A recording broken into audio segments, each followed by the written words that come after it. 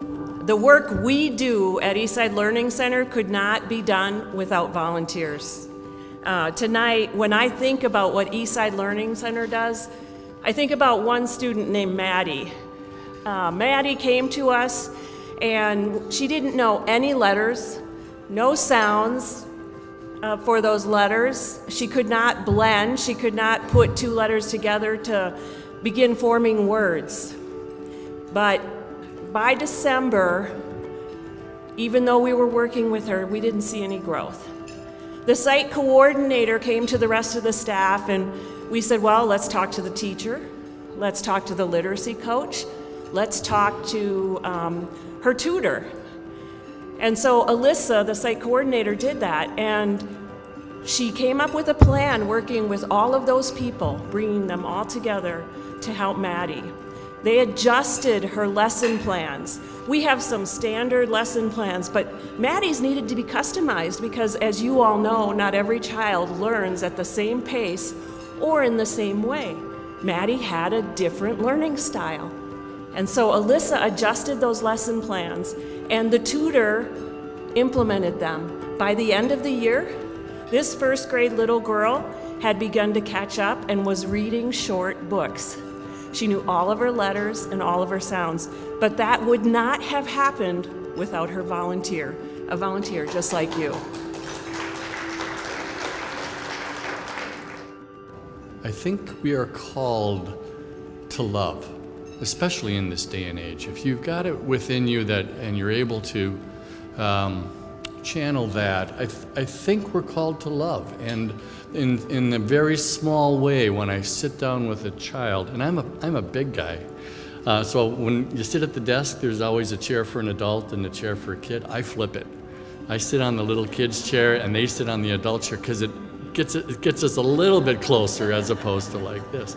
But I think in some small way, I think we're called to do our best to love every day, and this is one way that I can show, and I'm sure your motivations are very similar. I'm really proud to be part of this group. I'm really comfortable. I'm comforted, and I am lucky to be part of this gathering when we come together. It is energizing to be in the room with other people who care.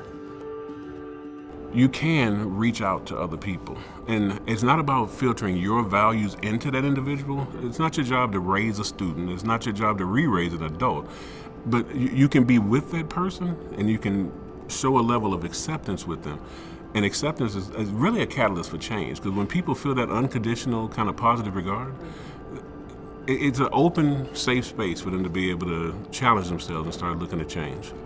Motivation interviewing is a way of being with people that was developed by a guy named William Miller back in the 70s. He was working with chemical dependency clients, and what he found was that the practices that people were using, it wasn't effective. I mean, I don't know what you know about the history of CD treatment, but there was a lot of shaming going on, right? If you were an addict, it was considered to be a violation of your character, right? A failure of character. So they used to do things like put people in dunce hats or sit them in the corner in diapers and things of that nature. So there really wasn't much positive outcome coming out of that situation. As a whole, cross-culturally, motivation interviewing does a fabulous job of being able to help people build a stronger, what they call therapeutic alliance. So working with someone else, the relationship between the person who needs help and the person who actually gives the help. And how do they go about doing that? By really seeing the human being, not isolating them to whatever ethnic background or characteristic that they present. You take time to learn the person and then see how their culture and all those other things influence how they see the world and how they interact with their situations. There's research around motivation interviewing, hundreds of clinical trials, a lot of meta-analysis too. One of the biggest takeaways from a recent meta-analysis is that when using motivation interviewing with African American males and Hispanic males, they actually have better outcomes than any other demographic group. Why is that so? Because typically men of color enter into service industries, areas where they need help, and they feel maligned or put upon, or they feel minimized in a lot of ways. Well, the practice of MI helps to balance the playing field. The whole idea of partnership is that your voice really has impact in how we work together, what we work on, and how we plan for you to achieve your goals. Jeremiah, whose whole prophetic mission has been to tell his kin what they don't want to hear, is now furiously and publicly provoked and humiliated by another claimant to prophetic authority.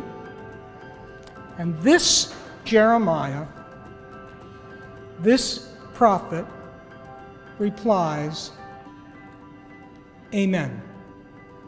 God make it so. May God fulfill your words." Your words, not mine. And that's extraordinary.